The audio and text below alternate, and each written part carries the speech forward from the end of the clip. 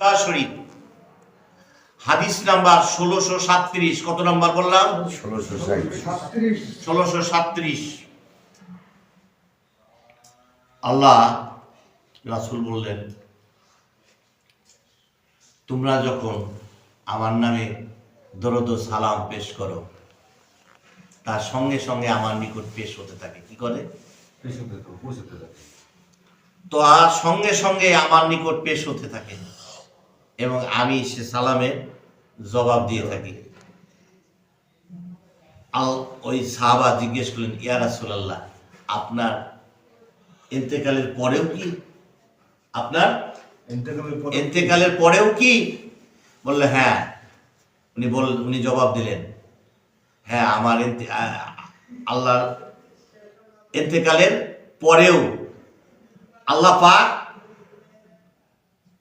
এই জমিনের জন্য নবীগণের দেহ মুবারক ভক্ষণ করা জমিনের জন্য হারাম করে দিছে। কি করলেন? আল্লাহ রাসূল বললেন যে আল্লাহ পাক এই নবীগণের দেহ মুবারক ভক্ষণ করা এই জমিনের জন্য হারাম করে দিয়েছেন। সুবহানাল্লাহ। এরপরে বললেন আল্লাহর নবী মরে নাই, আল্লাহর নবী মরে নাই, সে জীবিত এবং তাকে রিজেক দেওয়া হয়।